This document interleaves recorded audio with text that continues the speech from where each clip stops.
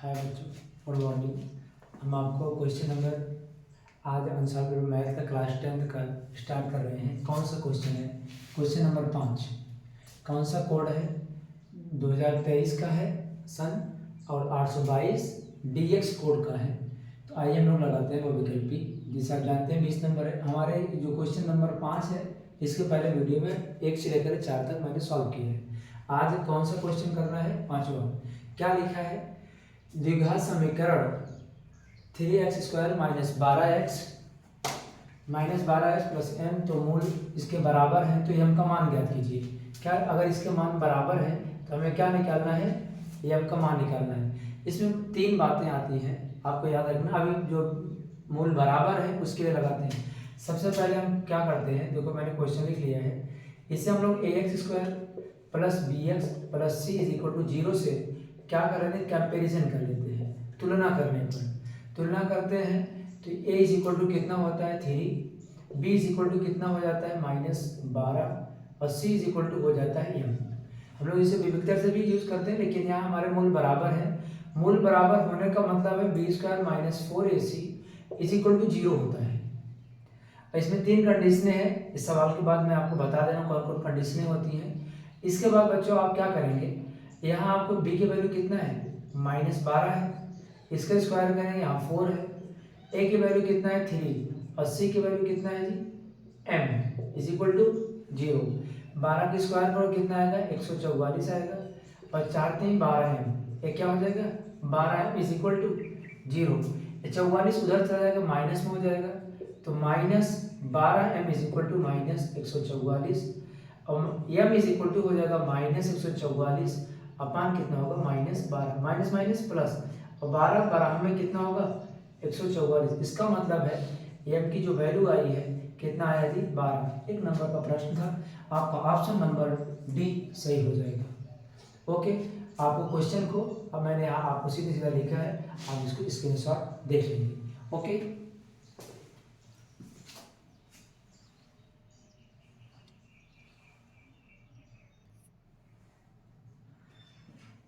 आपका question number 6 कौन सा सॉल्व करना है? 6। हाँ, एक बात तो आपको मैं बता दूं, ये बहुत आसान प्रश्न है। कैसे लगाना है जी? 5x² - 3x + 2 is equal to 0 है। यहाँ मूलों का योग पूछा गया है। क्या पूछा है जी? यहाँ आपको मूलों का सम पूछा गया है, मतलब कि रूट्स, सम ऑफ रूट्स पूछते हैं, इंग्लिश बोलते हैं। मूलों का योग पूछा गया है, बहुत आसान प्रश्न होता है। एक तो फार्मूला आप लीजिएगा, जब कभी भी प्रश्न में आपसे मूलों का योग पूछिए, क्या पूछे? मूलों का योग अगर पूछा करे तो फार्मूला होता है इसका -b/a। यदि अगर नेक्स्ट क्वेश्चन में अगर आपको या अगले एग्जाम में आपको मूलों का गुणनफल अगर पूछ ले, तो आज योगफल पूछा है, कल गुणनफल पूछ सकता है। इसका मतलब इसका फार्मूला होता है -c/a हो जाता है। इसे आप ध्यान रखेंगे, इसी प्रश्न आपको लगाया जाएगा। ठीक है, अब आइए हम मूलों का योगफल निकालते हैं। सबसे पहले इनका हम तुलना कर लेंगे। देखिए यहाँ पर जगह है, मैं लगा दे रहा हूँ इस क्वेश्चन को। 5x² - 3x + 2 is equal to कितना? 0 है। इसे हम लोग ax² + bx + c is equal to 0 से क्या करेंगे? तुलना करने पर क्या कर देंगे? तुलना करेंगे। तो इसका मतलब है a की वैल्यू कितना हो जाएगी जी? a की वैल्यू, इस क्वेश्चन को मैं आगे लगा देता हूँ। यहाँ देखिए, इसको देखिए, इसको मिटा देते हैं, फार्मूला आपको फिर बता दिया जाएगा। यहाँ देखिए, अगर इसका तुलना करेंगे, a इज इक्वल टू कितना होगा? 5 और b इज इक्वल टू कितना होगा? -3 और c इज इक्वल टू कितना होगा? 2। देखिए आपको मैंने वैल्यू लिख दिया। अब हम लोग इसको क्या करेंगे? तुलना कर लिए। बहुत आसान प्रश्न है। हमसे प्रश्न क्या पूछा था? मूलों का योगफल। मूलों का योगफल पूछा है, इसका मतलब है सूत्र होता है -b/a। अब एक बात बताइए आप, यहाँ आपके पास b की वैल्यू कितना है? -3 है, माइनस फार्मूला वाला और -3 अपान a की वैल्यू कितना है? 5। अब बच्चों बताइए, माइनस को मल्टीप्लाई करोगे तो प्लस हो जाएगा 3/5। आपका यही क्या होगा? आंसर हो जाएगा। ऑप्शन नंबर ए सही आपका है। ओके, आपको समझ में आया होगा।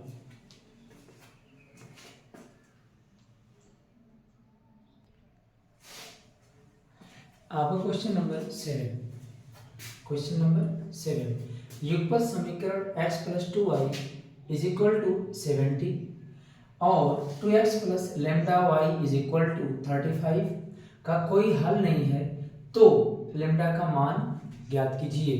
मान बताओ। बहुत आसान प्रश्न है, आइए हम लोग इसको देखते हैं कैसे हल करेंगे। यहाँ सोल्यूशन में देखिए, आप यहाँ लिखता हूँ जी सोल्यूशन, ध्यान से सीखना है आपको, थोड़ा सा इस पे आपको सॉल्व करना है।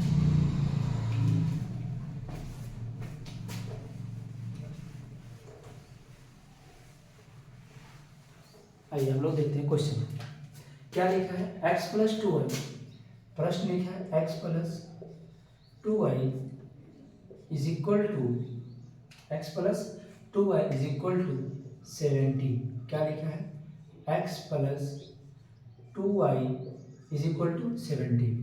और दूसरा आपको लिखा है, इसको यही लिख लेते हैं काम करके, 2x, क्या लिखा है 2x plus lambda y is equal to, थोड़ा सा पानी लग चुका है इसलिए लिखने में प्रॉब्लम हो रही है, अच्छे से देखिए आप। क्या लिखा है 2x, क्या लिखा है 2x plus lambda y is equal to 70। ठीक है, अब चलिए हम लोग सॉल्व करते हैं। सबसे पहले एक फार्मूला होता है, इससे हम कंपैरिजन कर लेंगे। A x square plus b x plus c is equal to 0, और एक होता है इसको a1 एक्स स्क्वायर, इसको बी एक्स कर देंगे, इसको यहाँ पर प्लस सी हम लोग लिख लेते हैं। ए एक्स स्क्वायर चाहे a x a1 x plus b1 x plus c1 कर देते हैं, फार्मूला इसको स्क्वायर में लगाते हैं तो बच्चे क्या होगा, अब क्या होगा जी a2x प्लस b2, फार्मूले में y लगा देते हैं प्लस c2 कर देते हैं, और यहाँ पर हम लोग भी y लिख देते हैं ताकि फार्मूला हमारा सेम बन जाए।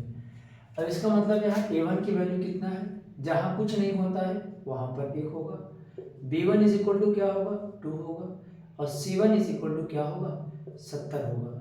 अगर इसे अंदर कर लेंगे, थोड़ा सा एक गलती हो गई जी, इसमें आपको दो बार, यहाँ 35, सॉरी यहाँ पर कितना है जी 35 है। अब देखिए चाहे अंदर लिखेंगे तो माइनस होगा, बाद में प्लस हो जाएगा, और यहाँ भी क्या होगा आपका a2 इज इक्वल टू होता है 2, और b2 इज इक्वल टू हो जाता है लेमडा, और c2 इज इक्वल टू हो जाता है 35। अब यहाँ इंपॉर्टेंट है, इसके कोई मूल नहीं, मतलब कोई मूल नहीं है, इसमें सब रखा है। हाँ, इस प्रश्न को लगाने से पहले मैं एक शर्त आपको बता दूं, इसमें 3 कंडीशन के क्वेश्चन बनता है।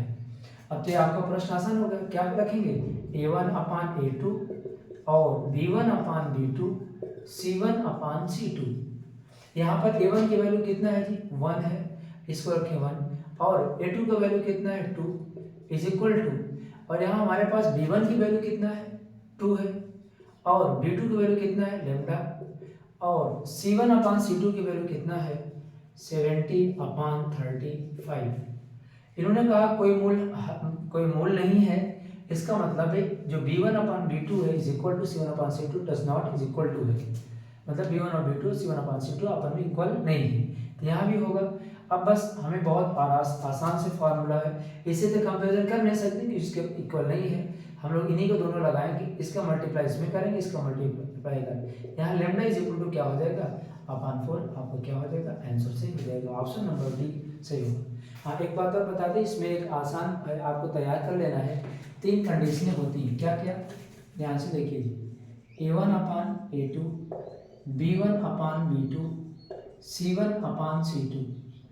दूसरी कंडीशन है a1 अपान a2, b1 upon b2, c1 upon c2।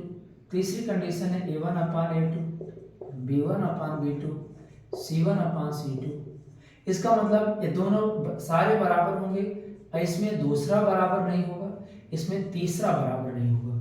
बच्चे इसको एग्जाम में बहुत अच्छे से याद कर लेना कि इसमें किसी न किसी, आज मान लीजिए क्वेश्चन में लिखा है कोई हल नहीं है, तो कल यहाँ लिख देगा हल है, अनेक हल है, अद्वितीय हल है, तो याद रखो यहाँ क्या होगा, यहाँ आपका अनेक हल होगा।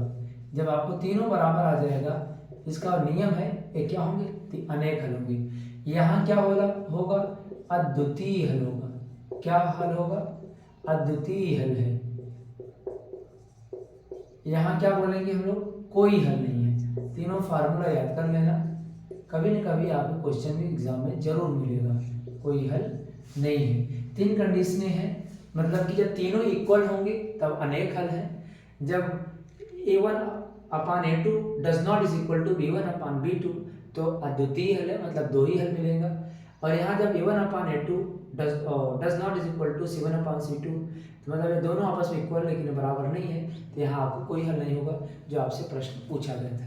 हमेशा एग्जाम में इसको चेंज करता रहेगा, कोई जरूरी नहीं है, बस बच्चों ध्यान देना है कौन सा कंडीशन में क्वेश्चन पूछा गया है। अब हम लोग अगला प्रश्न लगाते हैं, क्वेश्चन नंबर 8। ओके।